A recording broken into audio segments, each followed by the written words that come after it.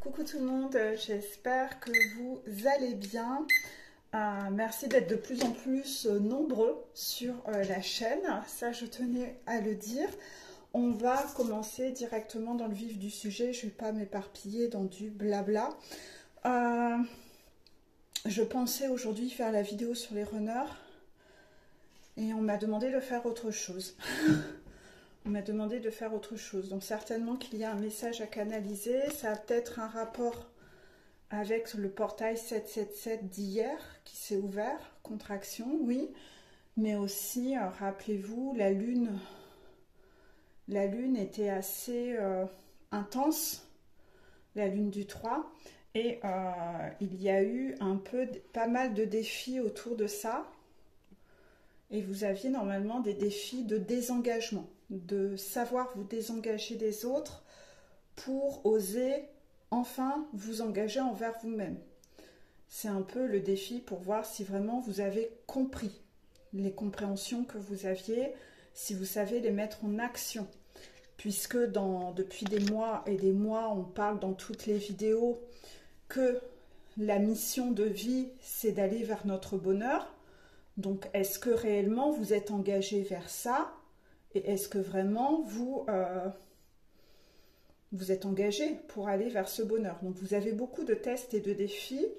Et on vient vous tester énormément sur l'esprit sacrificiel que vous pourriez encore avoir. Et si vous n'aviez pas encore vu ou mis en lumière certaines situations ou relations dans lesquelles vous étiez en sacrifice, on est venu vous secouer avec cette lune du 3. Et là, ce portail 777, on est venu vous chambouler et vous mettre un gros coup de projecteur sur des situations sacrificielles pour que vraiment vous soyez engagé envers vous et non plus engagé envers les autres. Donc, vous avez dû avoir pas mal de défis autour de ça. Et pour arrêter d'être trop gentil avec les autres ou par volonté d'être gentil envers les autres, finalement vous étiez dans le sacrifice.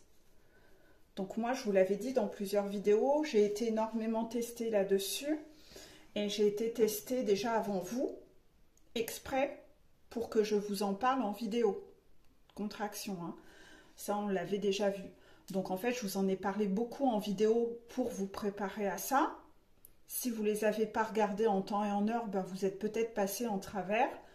Selon quand vous regardez ces vidéos, ben pour le coup, soit vous en avez loupé, on me dit que beaucoup en ont loupé, ben le rattrapage va vous être présenté, mais vous le savez, si vous fuyez un défi, le défi va se représenter, mais de façon beaucoup plus forte et intense et douloureuse. Pour que là, vous ne le loupiez pas, et parce que vous êtes encore beaucoup trop dans le sacrifice et trop masochiste envers vous-même.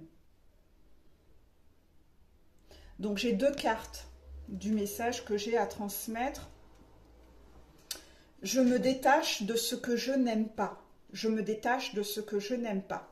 Nous sommes trop souvent accrochés à des situations qui nous sont pénibles, mais, entre guillemets, confortables, simplement parce que nous les connaissons. Oui, vous, cette situation ne vous convient pas, mais comme c'est quelque chose que vous connaissez, finalement, vous vous dites que c'est assez sécurisant, ça devient comme quelque chose de normal et vous vous habituez à ce que vous connaissez alors que ça n'est pas du tout juste. Vous êtes dans le sacrifice. Mais c'est comme si vous vous habituez à ce sacrifice et vous restez dedans parce que c'est ce que vous connaissez, parce que ça a toujours été comme ça, parce que cette personne a toujours fait ça. Et en fait, le confort, vous le misez sur ce que vous connaissez. Alors que non, c'est douloureux. Donc vous n'avez pas le droit de miser. Ça n'est pas juste de poser cette croyance et ce mot que ça c'est confortable.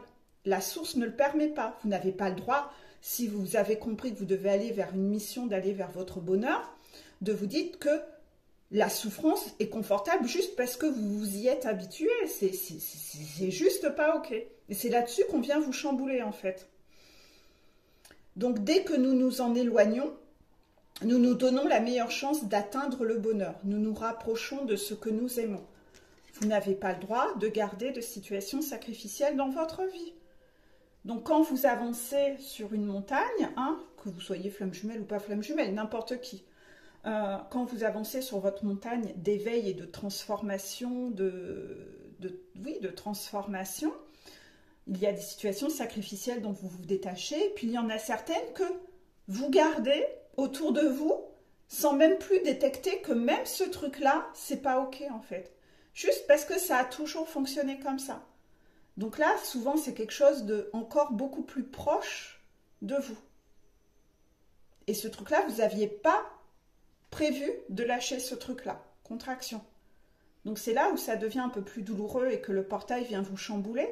Parce que si vous n'aviez pas vu qu'autour de vous, vous aviez un parent qui était vraiment toxique avec vous, ou un conjoint, ou un ami extrêmement proche, ou un travail dans lequel vous travaillez depuis extrêmement longtemps, ou un mode de fonctionnement que vous avez dans le travail, où vous êtes toujours très très engagé, et vous n'osez jamais vous désengager, parce que se désengager, c'est comme abandonner, c'est comme trahir les autres, c'est comme... c'est honteux de changer d'avis. En fait, vous avez une notion complètement déformée sur l'engagement et le désengagement. Et en fait, finalement, cette notion-là, c'est comme si vous n'aviez pas le droit de changer d'avis. Donc, même si je suis en souffrance, c'est pas grave parce que ça a toujours été comme ça et que j'ai pas le droit de changer d'avis. Vous avez des croyances limitantes à faire péter sur cette notion-là et c'est là-dessus qu'on vient vous faire chambouler parce que vous devez sentir que vous avez le droit de vous désengager de tout. De tout. À part de vos enfants, bien sûr. Hein. Vous avez des enfants, il n'est pas question de se dire « Ah bah tiens, maintenant, je ne suis plus une mère ou un père ». Quand je parle des petits bouts de chou, hein, c'est-à-dire que si votre enfant a 20 ans ou 30 ans et est extrêmement toxique avec vous, vous n'avez pas à le tolérer. Je parle encore des petits bouts de chou et des personnes qui voudraient ne plus du tout endosser leur rôle de parent pour devenir un parent totalement égoïste et renier leurs petits bouts de chou et complètement les laisser à l'abandon. C'est pas de ça que je parle. Contraction. Ça, par contre, si vous êtes dans cette notion-là, vous serez puni, je pense. Hein. Vous devez prendre en considération que vous êtes un parent. J'ai bien dit ce qu'il fallait dire? D'accord. D'accord.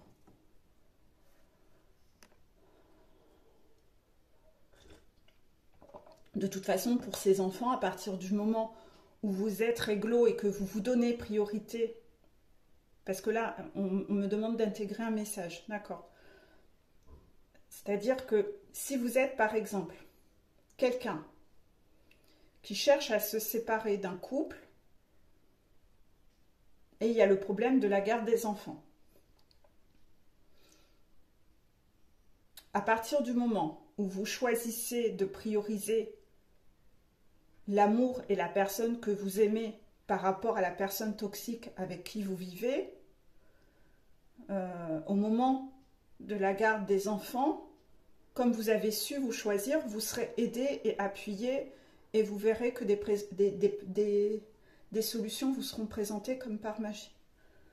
Ça, vous l'avez vu, hein, certaines personnes autour de moi en coaching ont eu des cadeaux cette semaine et vous avez vu que quand vous vous choisissez, comme par hasard, les solutions tombent quelques jours après.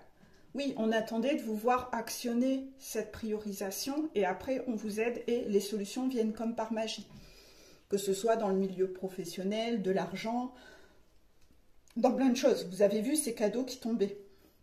Seulement, vous devez fournir avant la preuve que vous avez enfin compris que vous arrêtez de faire passer les autres avant vous et que vous avez décidé de vous choisir et de vous prioriser. Par contre, ça ne veut pas dire que vous devez devenir une maman qui, je fais ma valise et je laisse mes enfants là à l'abandon et tant pis, je les retrouverai quand ils ont 30 ans alors que c'est des petits bouts de chou. Non, c'est pas ça non plus que ça veut dire. Il faut être dans le juste équilibre. C'est pas tout blanc ou tout noir, c'est être dans le juste équilibre. Donc ça, pour ceux qui ne comprennent pas ce qu'ils ont à faire, on le voit en coaching, ça, hein, d'accord? On va vous guider individuellement sur ce que vous avez, comment à gérer votre chemin à vous. Mais ça peut se faire que ça ne va pas se faire dans une vidéo générale. Hein. Voilà. Donc, est-ce que là, j'ai tout dit là-dessus? Non, j'ai pas tout dit. Donc, on vous demande de vous détacher de ce que vous n'aimez pas. si vous gardez auprès de vous quelqu'un dans votre cercle proche qui n'est pas tout à fait OK avec vous, et puis vous vous y habituez parce que de par le passé, vous aviez des personnes encore pires que ça, non.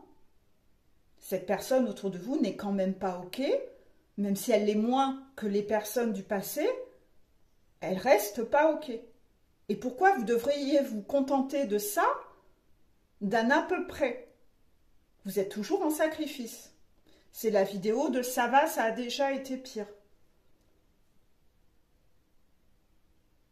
Ou si vous avez une mère qui a été toxique comme ça, vous avez posé des limites et maintenant elle est juste toxique comme ça. Donc vous dites, oh c'est déjà mieux qu'avant. Non, elle est encore toxique comme ça. Donc on lâche pas. On lâche pas. Je me détache de ce que je n'aime pas. Vous restez dans du sacrifice.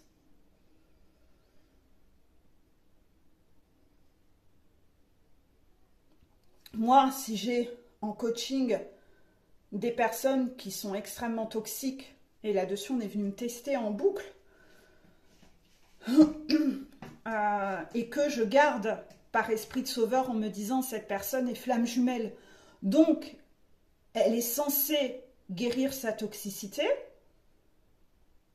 et que je suis en position de sacrifice et de sauveur avec cette personne, alors que moi j'ai mal au bide à chaque fois et que cette personne à chaque fois me colle des tacles parce qu'elle ne sait pas supporter les messages de ses guides sur ce sur quoi elle a travaillé et que tout ce qu'elle veut entendre c'est qu'elle est parfaite et que dès qu'elle entend qu'elle a quelque chose à bosser, elle cherche à me tacler moi. Ben moi à chaque fois je recadrais, mais je gardais quand même la personne en me disant cette personne va finir par nettoyer cet ego. Ben en fait là-dessus c'était pas ok et c'est là-dessus qu'on est venu moi me mettre le coup de projecteur. C'est-à-dire que j'avais dans ma patientèle, vous êtes actuellement 73 que j'ai en coaching, donc c'est quand même beaucoup, j'en avais 3-4 qui me polluaient comme ça. Le problème c'est que ces 3-4, à chaque fois que je voyais leur nom, j'avais mal au ventre. Et toutes mes consultations étaient comme ça. Et ces personnes n'étaient pas bienveillantes envers moi, puisqu'elles ont une extrême toxicité. Souvent, c'est des personnes qui ont un runner, c'est vraiment... De toute façon, je pense que ça a été une vraie leçon de vie pour moi, parce que le trait commun à tout ça, c'est que ces runners-là, c'est les pires des pires que j'ai jamais vus. Et en fait, si c'est les pires des pires, c'est parce que les chasers sont très sombres aussi intérieurement. Donc elles ont beau porter des masques, à un moment, le sombre revient tout le temps. Le sombre revient tout le temps, parce que le sombre, il est là, en fait. Et ces personnes n'arrivent pas à le nettoyer. Et je ne suis pas sûre que ces personnes arriveront à le nettoyer sur cette incarnation-là. Contraction. C'est le message que j'ai eu. Et moi, je voulais tellement les sauver que je supportais cette toxicité-là, en me disant que j'allais les faire monter leur montagne, j'allais les faire réussir. Sauf que c'était moi qui restais en sacrifice. Et à chaque fois, je m'en reprenais une. Et à chaque fois, j'avais mal au ventre. Tout le temps, mal au ventre en leur présence. Le mal au ventre, c'est quand je suis en présence de quelqu'un de toxique.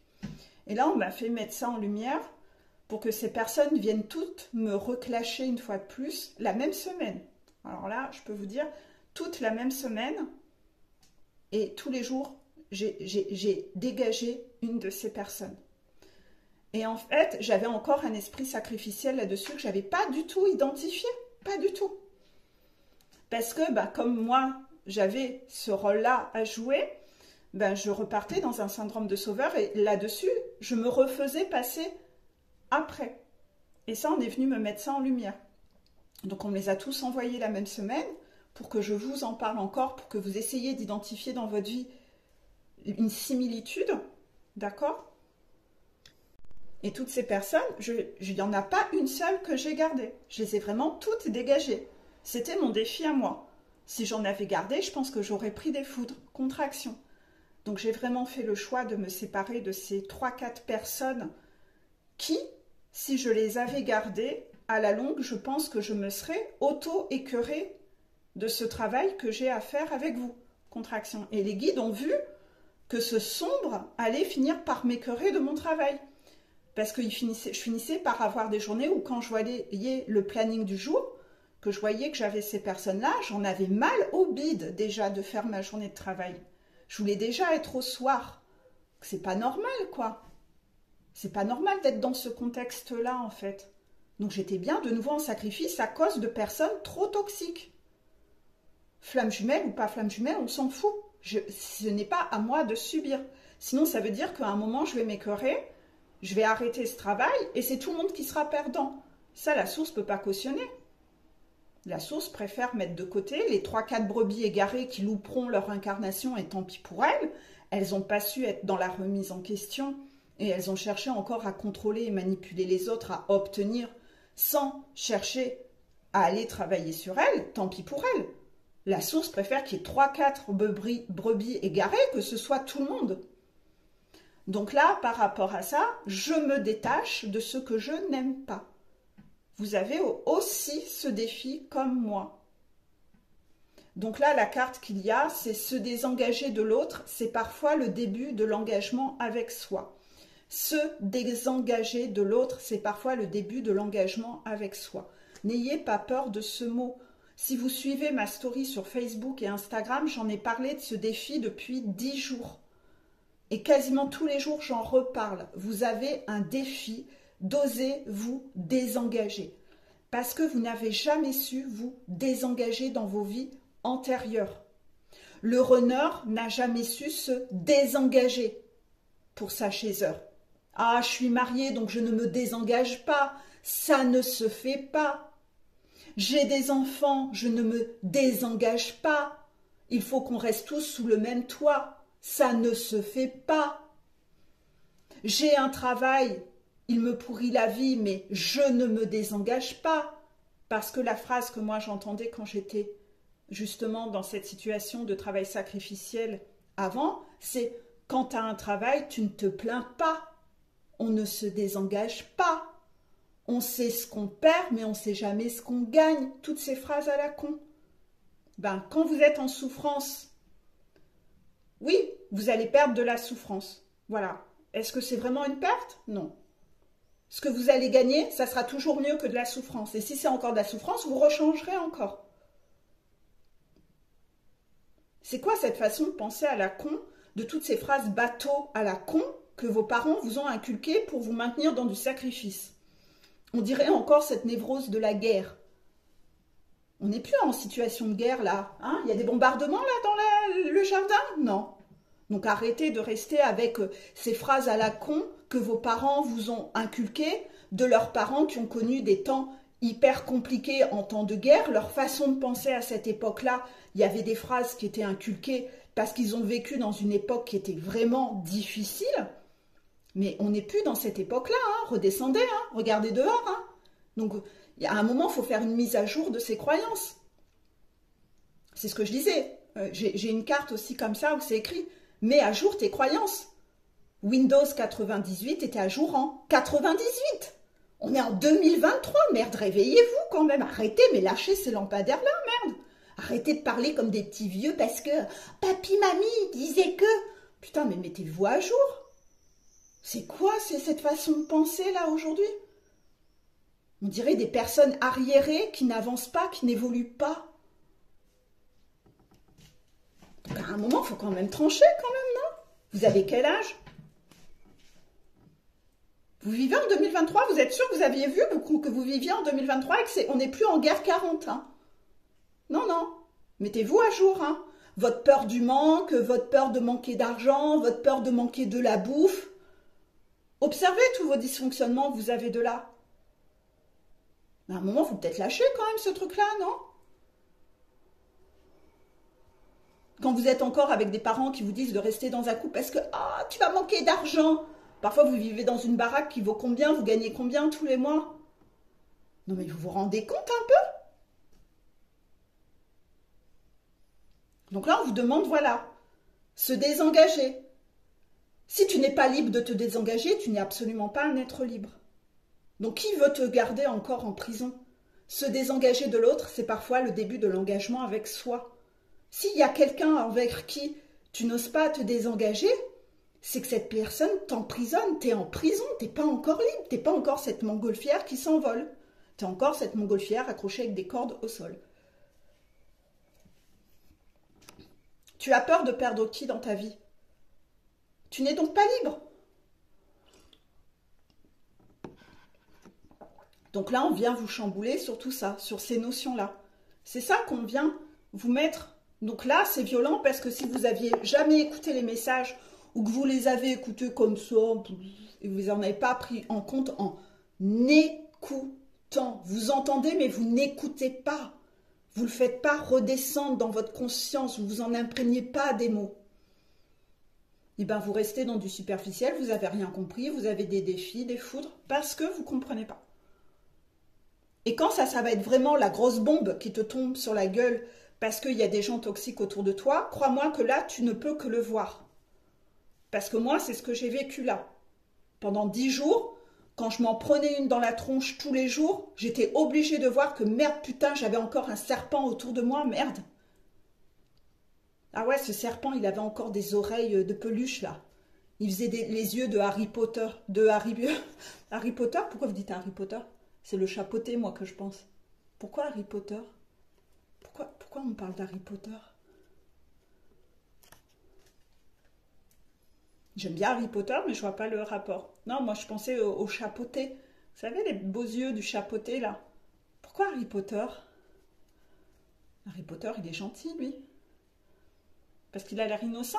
Ah, vous le comparez, d'accord. Bon, il y a des gens qui ont l'air, qui font un peu leur regard d'ange, etc. Un peu genre premier de la classe, un peu comme Harry Potter, mais ça n'est qu'une apparence. Voilà, bon, eux, la référence c'est Harry Potter. Bon, vous avez le droit d'aimer Harry Potter. Moi aussi, j'aime bien, après tout. Voilà, donc là, j'ai tout dit. Donc là, vous avez un énorme défi là-dessus. Là, avec ce portail qui est ouvert, je pense que là, si vous êtes passé en travers, on va vous le mettre de façon flagrante. Bon, là, j'ai passé les messages. Ok, c'est une vidéo à part aujourd'hui. Hein. Il y avait visiblement, quand j'ai voulu sortir mon oracle runner, j'ai eu un gros stop. Non, non. On m'a montré que c'était un autre oracle que je devais sortir et qu'il y avait des messages à délivrer. Donc, voilà. Ensuite, j'ai ça. Mais c'est pour un message aussi canalisé, je pense, ouais, contraction. Parce que j'en ai eu beaucoup. D'habitude, j'en ai que 3. Je les ai bien prises dans l'ordre où on me les a mises. Certainement qu'il y a une petite histoire derrière ça. Donc, je vais essayer de me concentrer pour vous la donner. Donc, déjà, la première carte qu'il y a, c'est l'union sacrée. L'union sacrée, ce couple qui s'embrasse avec beaucoup de lumière derrière, le couple protégé. Donc, on vous dit que vous qui regardez cette vidéo, vous avez tous une union. Vous êtes censés être unis à quelqu'un. Vous avez signé un contrat d'incarnation pour vous unir à quelqu'un. Et cette personne, donc ça doit être votre jumeau ou votre jumelle. De toute façon, là, on repart sur de la flamme jumelle pure et dure. D'accord. Union sacrée, ce couple-là, voilà, il s'unit, il s'embrasse, il est protégé, la lumière, la source, les guides sont unis pour vous réunir et pour vous amener l'un vers l'autre. Il y a vraiment une protection autour de ça. Cette union sacrée en question, c'est l'union dans laquelle il y a un lien énergétique. C'est-à-dire que vous le savez, cette personne, quand vous l'avez rencontrée, il n'y a pas de doute à avoir, il y a un réel lien avec cette personne. Et quand cette personne n'est pas bien, même à distance, vous le ressentez. Même si elle porte le masque de sa best life. Je mène ma plus belle vie, ma vie est merveilleuse. En fait, c'est pas du tout ça qui se passe. Le problème, c'est que cette personne ne peut pas vous mentir, finalement, puisque vous sentez, vous, intérieurement, ce lien énergétique. Le chaser conscientise tout ça bien avant le runner. Et le runner va finir par le conscientiser à un moment quand la Kundalini aura monté assez haut pour venir éclater au niveau du chakra cœur, où le runner aura fini finalement par ressentir ses émotions. Parce que jusqu'alors, ses émotions, il les étouffait. Il ne voulait pas les ressentir. Il avait des mécanismes internes d'autoprotection qu'il avait depuis tout petit, où il savait, comme s'il avait un bouton off à l'intérieur, et il savait taire son émotionnel. La source ne lui permet plus ça, On a besoin de le libérer et il ne peut pas être en sécurité s'il n'écoute pas son émotionnel. Puisque l'émotionnel permet de sentir quand on est en souffrance. Quand on est en souffrance, on se protège. Quand on ressent de la colère, ça veut dire qu'il y a une situation où on doit se révolter. Donc en fait, c'est important qu'à un moment, le runner ressente son émotionnel. C'est pour ça que la Kundalini qui part des organes sexuels du bas et qui au fur et à mesure du parcours augmente, monte, au plus la chaser avance et monte en énergie, au plus cette Kundalini augmente. Bien sûr, si la chaser elle bosse pas, ça se fait pas. Ça n'a pas lieu. Il faut que la chaser actionne la roue du changement. Il faut qu'elle monte sa montagne. Pas par la parole en faisant du blabla et du pia-pia-pia, en relevant les défis, en se transformant réellement dans la matière.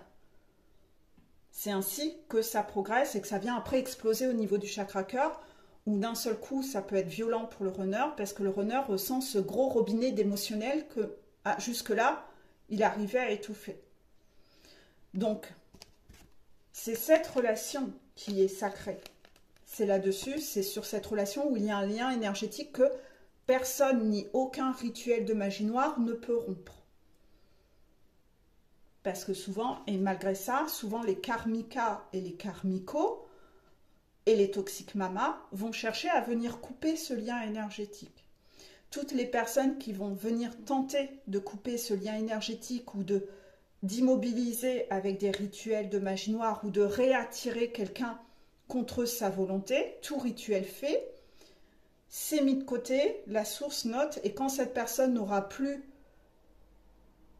de vocation à faire travailler le chaser et la runner, ces personnes elles auront leur karma, plus ou moins fort en fonction de ce qu'elles auront fait. Si elles n'ont pas fait qu'elles n'ont pas fait de rituel, leur karma sera beaucoup moins fort que si elles ont fait des rituels ou plusieurs fois. Au plus elles auront fait des choses, au plus leur karma va être extrêmement douloureux. C'est leur problème. Là, on se détache, chacun son chemin. Par rapport à cette union sacrée, on veut vous pousser à la réunion. Seulement, carte réunion. Le couple ne peut être réuni ensemble que si on est déjà réunis en soi. Donc, on doit passer des épreuves, on doit monter sa montagne et prouver par A plus B que je suis réuni en moi. C'est la condition.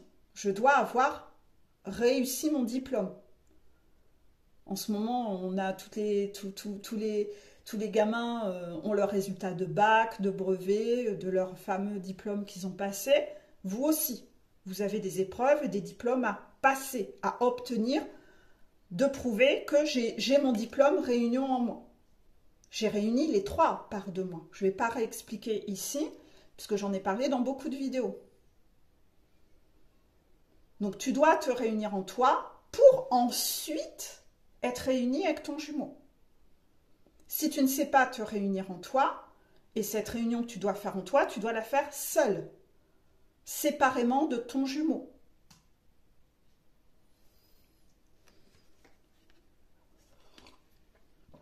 Tu dois quitter les compensations. Compensations. Ces compensations t'empêchent de te réunir en toi. Ces compensations freinent ta réunion. Donc c'est un énorme obstacle. Il faut identifier toutes les compensations. Se noyer dans le travail pour ne pas penser. Rester en couple par peur d'argent ou rester avec des gens qui vous donnent de l'argent, ne pas savoir dépendre des autres. C'est une compensation. Ces gens compensent votre besoin d'argent. La compensation de ne jamais vouloir être seul, toujours être entouré de plein de gens, d'amis, etc. Sortir à foison, se noyer dans l'alcool, taire les émotions de plein de façons. L'alcool, les médicaments, la nourriture, ne pas faire d'activité et être un peu trop sur les réseaux et pas se réunir avec l'enfant intérieur, dépendre de l'extérieur, toujours avoir besoin d'être consolé par les extérieurs pour ne pas se réunir en soi et savoir être une vraie maman ou papa pour notre enfant intérieur. Il faut tout réunir. Attendre que ce soit les extérieurs qui vous protègent, faire les soins énergétiques pour ne pas ressentir les émotions et pas faire le job avec votre enfant intérieur. Il faut aller pister toutes les compensations. Les potes qui vous emmènent dans les beuveries, les potes qui vous emmènent à des relations superficielles, viens on va se faire des soirées pour draguer à tout va. Tout ce qui vous emmène dans les compensations. Vous devez vous en éloigner. Ça empêche la réunion. Tous vos masques, tous les masques que vous portez à cause de ces gens qui sont autour de vous, pour être conforme à eux, pour être conforme à leurs attentes. Vous devez être le plus authentique possible. Vous devez être aussi authentique avec votre jumeau ou votre jumelle. Tant que vous avez des secrets pour lui ou pour elle, vous avez des masques. Vous loupez votre diplôme. Vous n'êtes pas réunis en vous.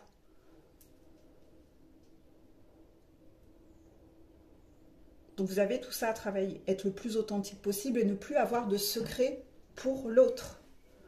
Être le plus authentique possible face à votre jumeau ou votre jumelle.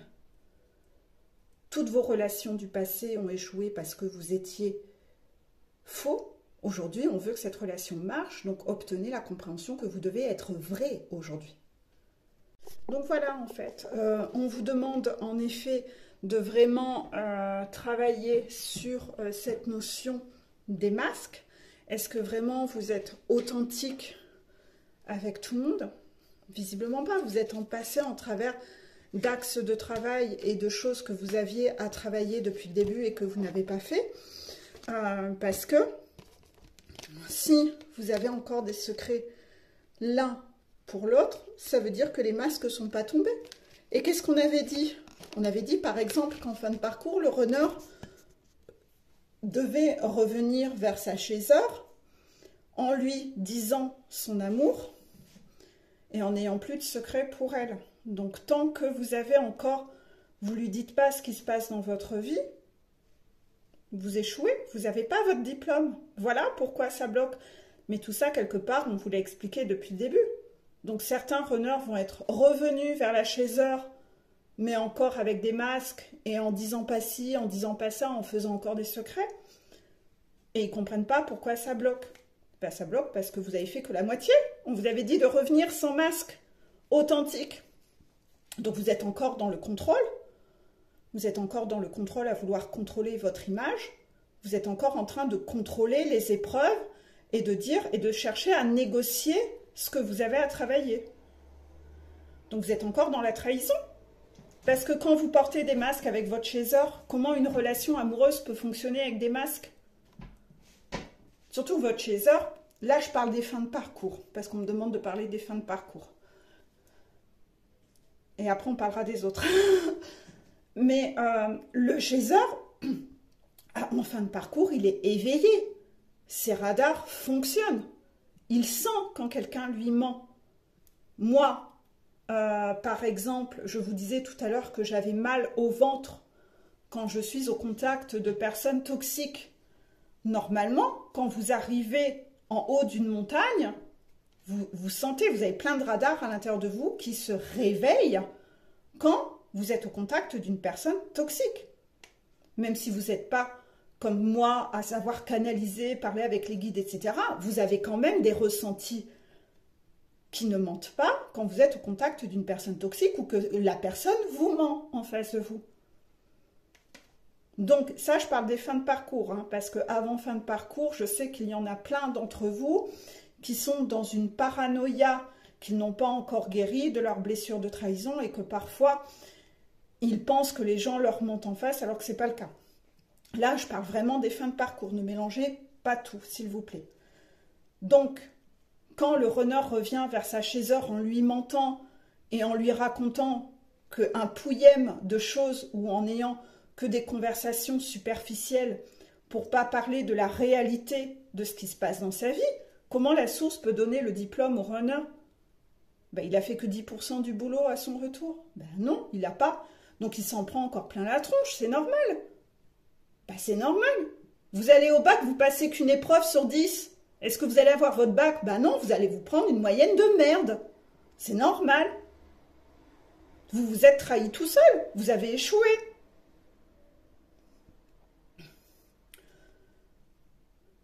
Ça, je parle des fins de parcours, parce que là, tout le monde doit me dire « Ah oui, oui, oui, oui, oui. » Oui, mais toi, chez eux, qui regarde, si toi aussi, tu portes des masques avec tout le monde face à toi, que tu veux montrer sur les réseaux sociaux que ta vie est parfaite, que tu essayes de faire croire que ta famille est merveilleuse, que tu essayes de faire croire à ton runner que toi, tu t'en sors financièrement alors que tu dépends de papa, maman. Quand tu veux, tu portes des masques face à ton runner, que toi, tu es une femme indépendante alors que tu sais rien faire sans qu'on te porte, sans qu'on te soutienne et que tu as toujours besoin de l'aide de tout le monde. Que tu essayes de faire croire que oh, toi, tu es heureuse dans ta vie et que tu portes que des masques. Que tu n'as même pas su lui montrer que tu étais malheureuse, que tu pleurais et que tu l'aimais. Toi, tu es encore beaucoup plus loin, plus bas sur la montagne. Donc là, cette vidéo est pour vous faire un rappel, de vous dire, vous voyez toute cette mise en lumière du portail 777, de tout ce que tu n'as pas fait en fait? De tout ce que tu trahis, toi, dans ton mécanisme de trahison du lien, de trahison du parcours. Les compensations, c'est une trahison. Les masques, c'est une trahison. Donc, est-ce que tu as vraiment ton diplôme dans ces épreuves-là? Non. Il y en a combien parmi vous qui ont leur diplôme là-dedans? Arrêtez de dire que vous avez tout fait. Arrêtez de dire que vous avez tout fait. Absolument pas. Et à chaque fois, vous formulez « Moi, j'ai tout fait !» Alors que c'est pas vrai, vos guides vont vous en renvoyer en disant « Tiens, bam, t'as vu, t'avais pas tout fait. Regarde ce truc-là qui te tombe sur la tronche. » Donc là, les doutes. Est-ce que tu as travaillé sur tes doutes? Parce que tes doutes, quand tu es en train de douter, que tu doutes que l'on puisse t'aimer pour qui tu es, tu remets un masque. Donc tu échoues. Quand tu doutes de réussir à t'en sortir seul, de réussir à la monter ta montagne, que tu doutes de toi, que tu doutes de ce lien, tu repars dans tes compensations. Je vais aller récompenser dans une relation de merde. Je vais aller récompenser avec une karmika. Je vais aller récompenser dans mon travail en remettant le travail en priorité dans ma vie, alors que depuis le début, on a dit que le travail devait être en dessous. Ce n'est pas la priorité. Quand tu es dans tes doutes, que tu peux tout dire à ta chaiseur et que tu vas lui dire « j'ai pas le temps de te parler parce que je travaille trop ». Masque, compensation, zéro pointé. Observe à quel point tes doutes te font faire n'importe quoi. Tu doutes de toi, tu doutes des autres, tu doutes de tout le monde à cause de ta blessure de trahison. Tu doutes de tes guides, tu fais le contraire. Tu doutes de ta chaiseur, de sa capacité à entendre, donc tu lui dis rien. Tu doutes de l'amour de ta chaiseur, donc tu lui dis rien, parce que si jamais elle te rejette, tu doutes de toi, de ta capacité à être aimé pour qui tu es, donc c'est pour ça que tu portes des masques. Tu doutes de tout en fait. Et les doutes, c'est qui? C'est le serpent à oreilles roses que tu as à l'intérieur de toi. Ce serpent qui a des oreilles de lapin, qui dit qu'il va te protéger. Il ne te protège pas, son système de protection, c'est de te garder enfermé dans une cave tout en bas. C'est pas de te permettre de reprendre ton pouvoir et ton envol et ta liberté. Il te fait faire n'importe quoi. Cette carte est sombre. Les doutes, c'est sombre. Les masques, c'est sombre. Regardez-le, ce masque-là. Vous le trouvez lumineux, ce masque?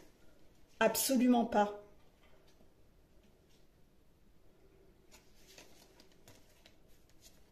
Donc, est-ce que vous avez vraiment fait le job sur ça? Non, vous n'avez pas bossé sur vos blessures. Peut-être il y en a même d'entre vous qui ne sont jamais allés lire mes diapos sur les blessures. Ou vous avez été les lire une fois. Ah, c'est bon, j'ai fait le travail. Retrouvez votre humilité. Qu'est-ce que vous diriez à votre enfant? Ah, je passe le bac, j'ai lu une fois ma leçon il y a très très longtemps. Je pense que là, vous êtes en train d'écouter tout ça.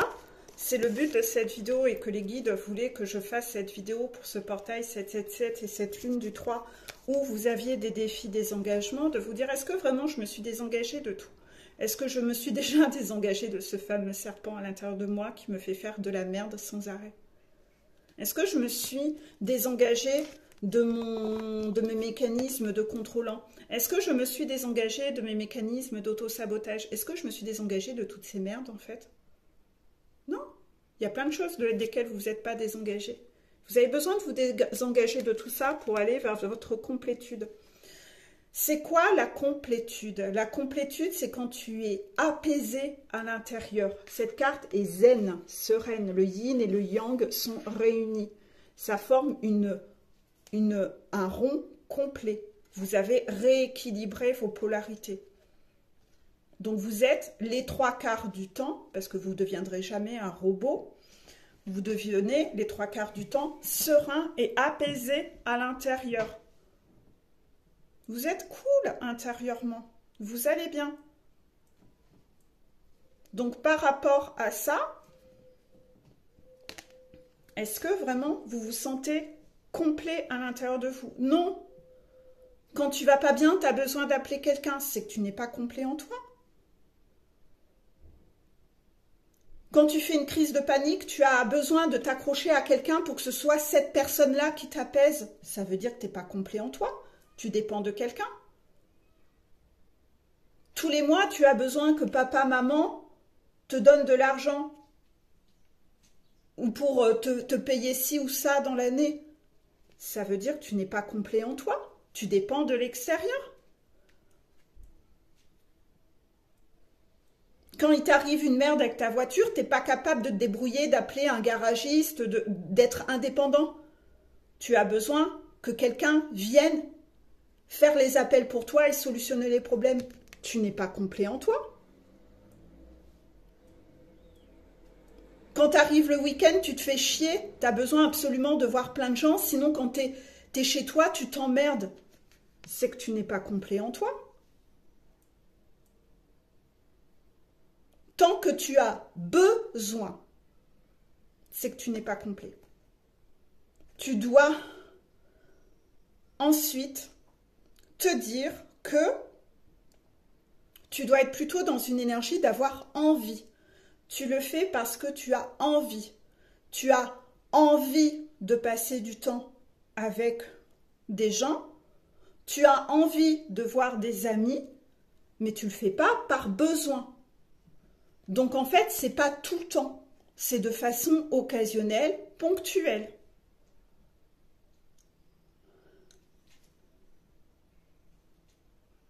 On me demande toujours de vous donner des exemples par rapport à moi pour que vous compreniez.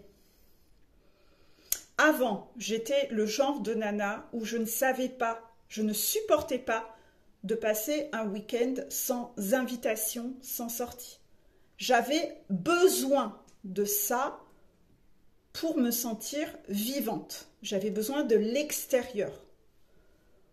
Aujourd'hui, j'ai besoin justement d'être parfois avec moi-même et d'alterner des week-ends avec des invitations et des week-ends plus reposants où je suis avec moi-même pour faire des choses de façon calme avec moi-même.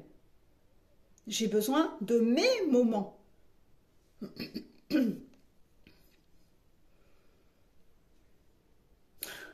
C'est violent de dire ça. Ils me disent, qu'est-ce que tu as dit ce matin à ta mère au téléphone? Répète-leur à eux. Ce matin, je disais à ma mère que justement, j'avais moi besoin d'avoir de l'air en tant que femme, en tant que personne, et que j'aime pas avoir toujours quelqu'un dans mes pattes. Voilà. J'ai pas besoin d'être tout le temps avec quelqu'un en fait. J'ai besoin d'avoir de l'air. J'ai pas ce côté fusionnel à devoir toujours tout faire avec quelqu'un, avec des amis. Non, sinon je manque d'air au bout d'un moment. J'ai besoin de mes moments à moi. C'est pas être méchant hein, que de dire ça. Mais parce que sinon, tous les week-ends, j'aurai que ça, des moments où je cours dans tous les sens. Le week-end dernier, j'ai eu plein d'invitations pendant tout le week-end. Plusieurs. Ce mercredi, j'étais pas chez moi non plus. Ce week-end, je suis contente d'être au calme. Parce que je sais que le week-end prochain, je repars en week-end avec des amis. J'ai besoin d'alterner, j'ai besoin d'avoir un équilibre. Sinon, je fais que ça, courir tout le temps, en fait. J'ai jamais de temps à moi.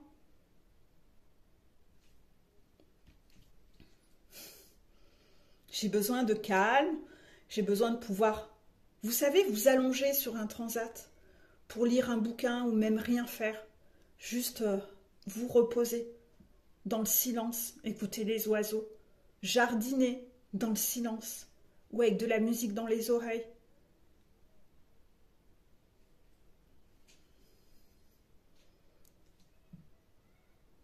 Est-ce que vraiment vous êtes complet en vous? Est-ce que vous aimez votre compagnie? Ou est-ce que vous avez toujours besoin d'aller compenser à l'extérieur parce que votre compagnie, vous vous faites chier en fait? Vous ne savez pas comment vous occuper. Arrive le week-end, oh merde, qu'est-ce que je vais faire? Je vais me faire chier. Moi ça, je le ressens jamais en fait. Je le ressens jamais ce truc-là. Si vous, vous en êtes là, c'est que vous n'êtes toujours pas dans l'amour inconditionnel de vous-même. C'est la carte suivante. Vous pourrez pas, vous devez atteindre l'état de complétude. La fin de parcours, vous devez être en état de complétude. Et vous êtes testé pendant un certain temps avec des épreuves pour voir si vous êtes en état de complétude. Si vous n'y parvenez pas, c'est que vous n'êtes toujours pas dans l'amour inconditionnel de vous-même. Et on va vous tester sur cette notion d'amour inconditionnel. Est-ce que je suis dans l'amour inconditionnel envers moi quand j'accepte d'avoir encore des serpents autour de moi? Non. Est-ce que je suis dans l'amour inconditionnel de moi dans mon boulot? Ou parfois je bosse 12 heures par jour ou 10 heures par jour? Est-ce que je suis dans l'amour inconditionnel de moi et de ma vie? Non. Donc comme moi par exemple, en ce moment c'est vrai, mon activité explose, je ne vais pas m'en cacher et tant mieux, j'imaginais pas mais on m'a poussé vers ça. C'est que vraiment c'était ma voie, voilà. Je fais quand même des grosses journées. Est-ce que dans ces grosses journées, je vais accepter d'avoir des patients qui sont complètement toxiques, qui veulent même pas bosser? Ben, je préfère finir plus tôt et pas passer du temps avec ces gens-là pour passer du temps avec mes enfants ou avec moi-même. Je suis dans l'amour inconditionnel de moi-même.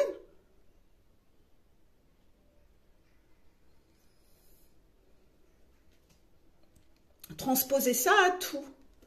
Est-ce que quand vous passez votre week-end à dire oui à tout le monde, parce que ça j'en connais beaucoup, parfois des dames qui arrivent au week-end et mon mari a prévu de faire ça, ça, ça ce week-end, j'ai même pas envie d'aller voir ces gens, j'ai pas envie de faire ça, mais je le fais parce que ça fait plaisir à mon mari.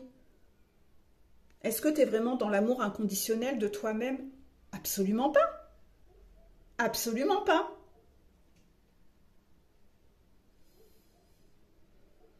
Si tu n'as même pas le droit d'exprimer dans ta famille et dans ton couple que non, j'ai pas envie, ce week-end, j'ai pas envie et arrête de prendre des engagements sans en tenir compte avec moi, ça veut dire que déjà dans ton couple, il y a quand même un gros problème en fait.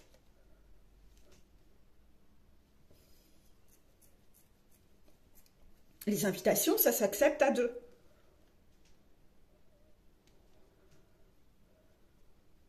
Donc, est-ce que tu es dans l'amour inconditionnel dans tout? Est-ce que tu es vraiment complet en toi?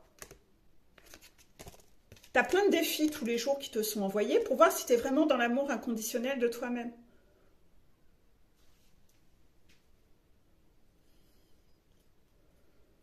Et ça, c'est la clé pour aller vers l'avancement. Et vous voyez l'avancement, on voit les rails et à la fin un cœur. C'est ça l'avancement. Donc aujourd'hui, les guides voulaient vous rappeler tout ça, pour que vous regardiez sur quoi vous avez échoué ces derniers temps. Oui, j'ai utilisé le mot échouer.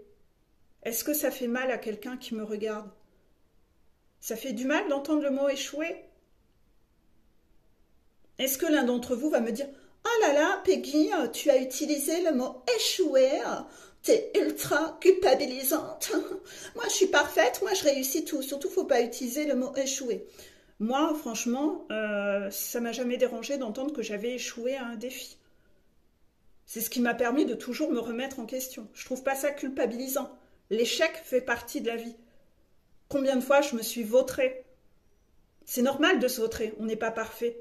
Si toi tu trouves ça culpabilisant d'entendre le mot échouer, c'est que tu as un problème avec la perfection et que tu es encore persuadé que tu dois être parfait.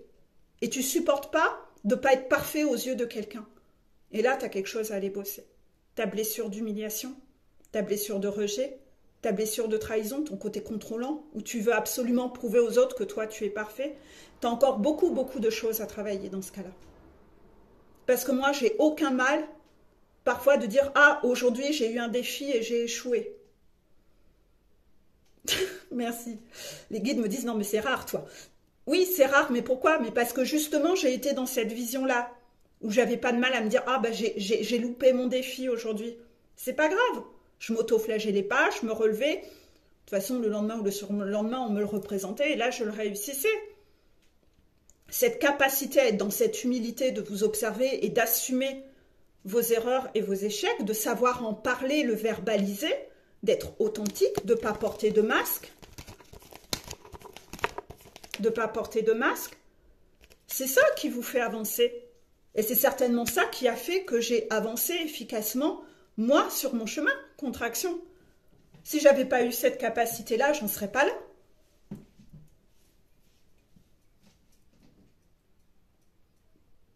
Beaucoup de personnes, parfois, quand ils entreprennent de faire quelque chose ou qu'ils regardent des vidéos ou qu'ils veulent faire un coaching, ne supportent pas d'entendre qu'ils ne sont pas parfaits. Alors ils vont, pour ne pas entendre ça et être mis sous cloche, tenter de venir attaquer les gens dans les vidéos, qui font les vidéos, ou attaquer les gens qui leur mettent en lumière ce qu'ils ont à bosser. Donc les thérapeutes, etc. En essayant de sortir quoi? Le joker culpabilité. Ah, t'es culpabilisante. Ah, t'es ceci, t'es cela. Méfiance hein, quand vous êtes comme ça. C'est une méthode pour faire taire l'autre. C'est pour ne plus entendre ce qui me dérange. Donc je vais venir t'attaquer pour que tu n'exprimes plus rien. Je vais essayer de te faire culpabiliser pour que tu ne dises plus rien. Parce que ce que je veux obtenir, moi en tant que contrôlant, c'est que tu te taises et que tu ne dises que des choses que j'ai envie d'entendre. Donc quand tu oses me dire quelque chose que je n'ai pas envie d'entendre, je vais venir t'attaquer, te mettre en position inconfortable de t'es culpabilisante, tu m'as fait de la peine, tu m'as fait pleurer, etc. Pour que la prochaine fois, s'il te plaît, ferme ta gueule et ne vienne jamais me dire à moi que j'ai des défauts. C'est une méthode du pervers narcissique brebis égaré. La victimisation. Le pervers narcissique se victimise. Si toi, flamme jumelle, tu as ce mode de fonctionnement, c'est que tu t'es laissé bouffer par les pervers narcissiques autour de toi et que tu deviens comme eux. Tu dupliques des méthodes qu'ils ont employées avec toi. Nous sommes la somme des 5 personnes qu'on côtoie le plus. Observe que quand tu fais ça, tu utilises une méthode de pervers narcissique. Tu veux contrôler la parole de l'autre.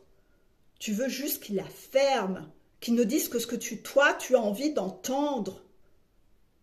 Et ça, c'est pas OK. Ça, c'est pas OK.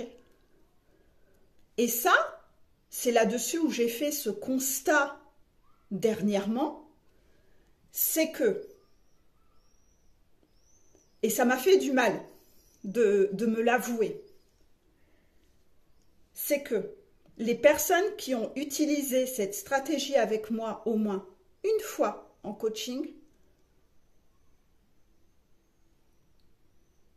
j'ai toujours cru que j'arriverais à les changer là-dessus. Et ouais, si, il y en a quand même que j'ai réussi quand même. Ouais, les guides me disent non, mais t'as pas échoué. Voilà, moi, j'ai pas peur du mot échouer.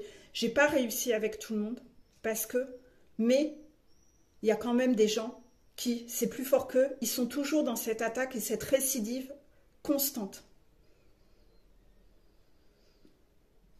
Quand je le fais remarquer ce côté-là à la personne, quand elle me l'a fait une fois, désormais, À la deuxième fois, je dégage.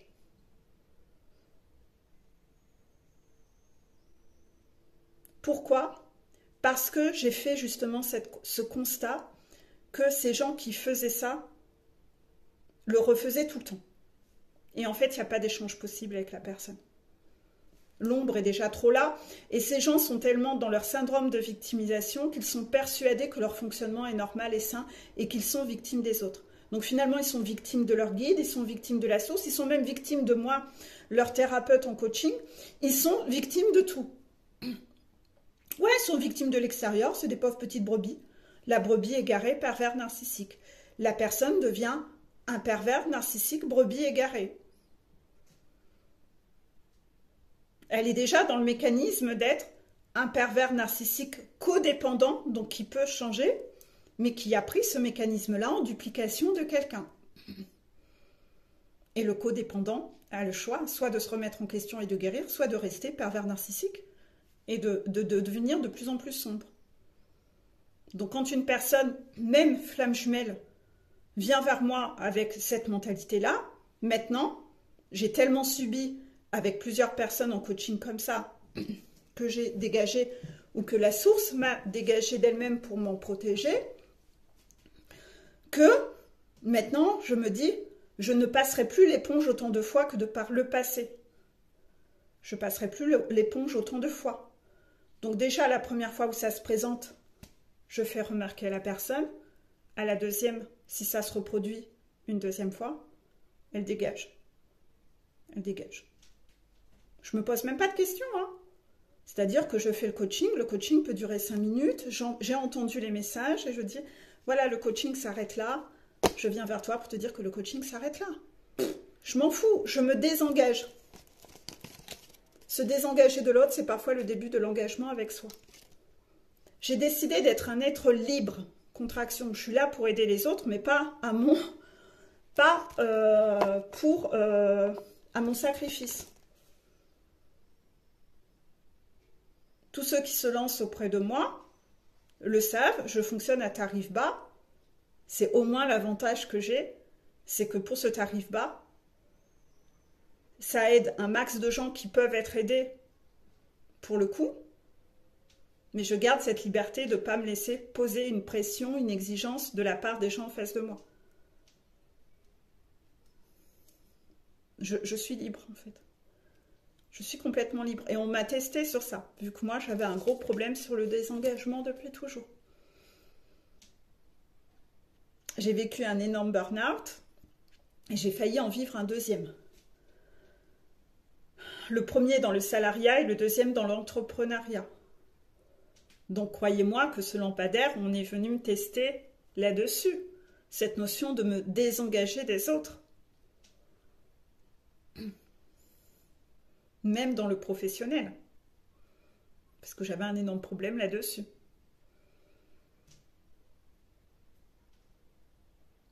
On me demande de vous parler de tout ça, parce que normalement, en m'écoutant, vous devez cogiter en quoi vous êtes concerné aussi par ça. Comment ça se traduit dans votre vie à vous? Peut-être pas dans le professionnel, mais dans autre chose. Réfléchissez. Quand on me dit, parle-leur de ça, qui se passe toi dans ta vie, c'est pas pour rien. C'est pas pour que vous sachiez tout de ma vie. C'est pas ça. Si vous écoutez comme ça en vous disant « Ah, c'est génial, moi je connais toute la vie de Peggy », non, c'est que t'as rien compris. Si on me demande de vous parler de ces anecdotes-là, si on me les fait vivre, c'est aussi pour vous que je vous en parle et pour que vous transposiez ça dans votre vie à vous et que vous disiez « Ok, j'ai un effet miroir, moi aussi je vis ça ». C'est pour vous apporter des compréhensions, hein, c'est pas pour faire beau. Hein. J'ai pas pour but d'écrire mes mémoires le mois prochain. Hein. J'ai pas envie, moi, spécialement de raconter ma vie. Hein. Je suis plutôt réticente quand on me demande de parler de moi, mes expériences. Moi, j'ai envie de garder une sorte de jardin secret. J'ai pas envie de parler de moi comme ça à tout va. Ils le savent, hein. Oui, ils le savent. Ils le savent que je mets des barrières. J'ai le droit encore à avoir une intimité quand même. Ça, je le revendique. Ils le savent. Je poserai des limites par moment. Il y a des choses, je ne voudrais pas en parler. Parce que c'est mon chemin, c'est moi. J'ai quand même encore à avoir le droit à avoir une vie privée. Je n'appartiens pas à tout le monde comme ça. J'ai besoin d'avoir mon jardin secret, moi.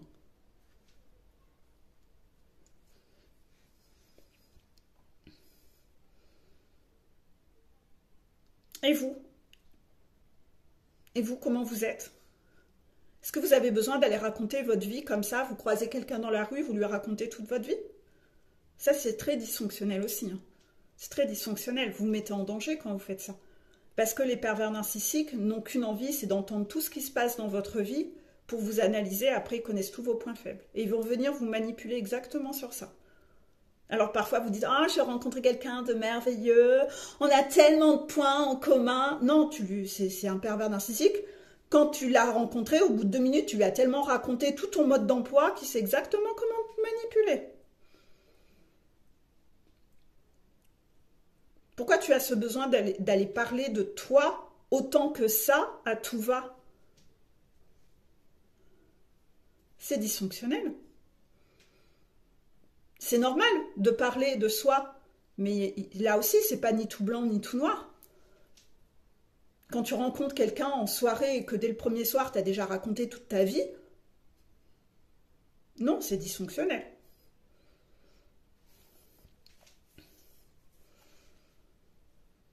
Si tu veux être ta sécurité, il y a un vigile à l'entrée quand même.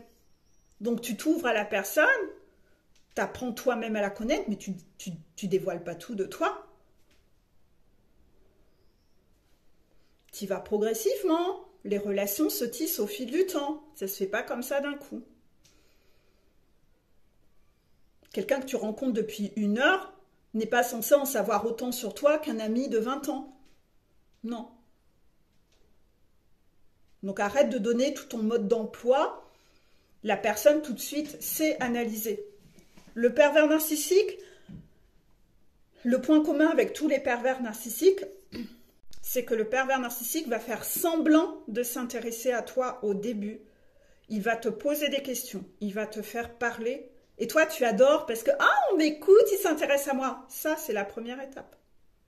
C'est pour en savoir un max sur toi, pour après savoir comment te manipuler. Et crois-moi qu'après, il ne t'écoutera plus. Hein. Après, il n'en aura mais plus rien à foutre de ta gueule. Hein. Parce que le pervers narcissique, entre ce qu'il te montre au début et comment il est après, il y a un fossé comme ça. Hein. Il est juste dans son jeu d'acteur avec toi au début. C'est un jeu de représentation. C'est un jeu d'acteur. Mais après, il n'est plus du tout comme ça. Hein. Ça n'a plus rien à voir après. Hein. C'est pas la même personne. Hein. Parce qu'après, les masques tombent, le naturel ressort. Alors quand tu penses et que tu t'accroches au contact de cette personne en pensant que cette personne merveilleuse des premiers jours va revenir, non, c'était pas elle, c'était un jeu d'acteur.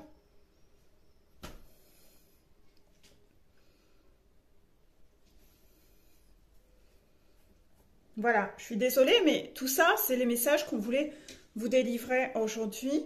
J'espère que de là, vous avez vu dans cette vidéo sur quoi vous avez péché ces derniers temps. On vous remet un coup de projecteur de révision en vous disant il y a ça, ça, ça, tu vois que tu n'as pas vu. Lune du 3, tu étais censé te désengager. Si tu t'es pas désengagé, bah, va voir par rapport à quoi avec cette vidéo. Qu'est-ce que tu as encore loupé? C'est le moment, passe à l'action. Portail du 7-7. Observe pourquoi tu t'es pris des gros machins dans la tronche, parce que on est là pour te mettre en lumière ce que tu as loupé. Parce que le but de tes guides, c'est t'amener vers ça. Avancement, le cœur. Tu dois être dans l'amour inconditionnel de toi-même. Et quand tu mens à ton jumeau et ta jumelle et que tu lui racontes pas réellement ce qui se passe dans ta vie, tu n'es pas non plus dans l'amour inconditionnel de lui ou d'elle. Tu n'es pas dans un respect. Il y a quelque chose qui ne va pas. Voilà. Je pense que là, j'ai tout délivré. Oui, voilà. C'était le message urgent à vous délivrer aujourd'hui. Je vais tout de suite convertir cette vidéo pour vous la charger tout de suite pour que vous compreniez ce qu'il y avait à travailler. Je mettrai un titre autour du désengagement. Voilà. Allez, bisous.